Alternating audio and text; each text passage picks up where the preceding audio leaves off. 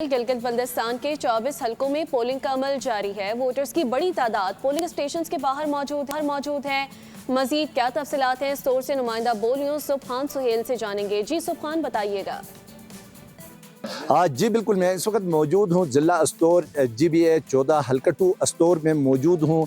यहाँ पे सुबह 8 बजे से पोलिंग का अमल शुरू हुआ है। मौसम इंतहाई खुशगवार है, धूप निकली है।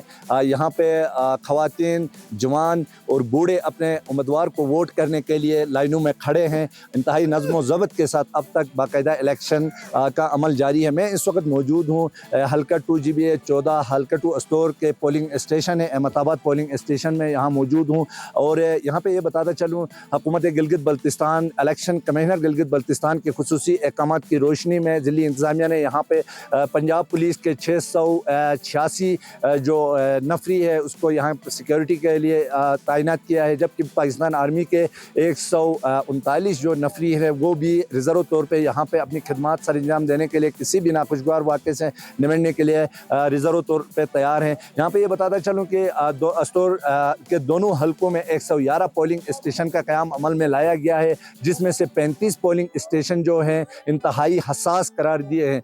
और ये पोलिंग का अमल शाम 5 बजे तक जारी रहेगा। देखना ये है कि अब यहाँ पे अवाम अपना फैसला किसके हक़ में सुनाती है। यहाँ पे ये बताता चलूँ कि जहाँ मैं खड़ा हूँ GBA 14 हल्का 2 स्टोर में, यहाँ पे 4 उम्मीदवार जो हैं अपनी किस्मत आजमाई कर रहे हैं। पाकिस्तान पीपल्स पार्टी के जो उम्मीदवार हैं, टिकट होल्डर हैं, सैयद अब्बास मुसवी साहब हैं। पाकिस्तान मुस्लिम लीग नून के यहाँ पे उम्मीदवार जो टिकट होल्डर हैं नाना मोहम्मद फारूक साहब हैं। और तहरीक इस्तेकाम के जो टिकट होल्डर हैं साबिक इंटीरियर मिनिस्टर हैं शमसुल हक लोन साहब भी इसी हल्के से इलेक्शन कंटेस्ट कर रहे हैं, जबकि आज़ाद उम्मीदवार हैं इत्तेहाद पैनल के बरकत जमील साहब भी इस हल्के से इलेक्शन कंटेस्ट कर रहे हैं।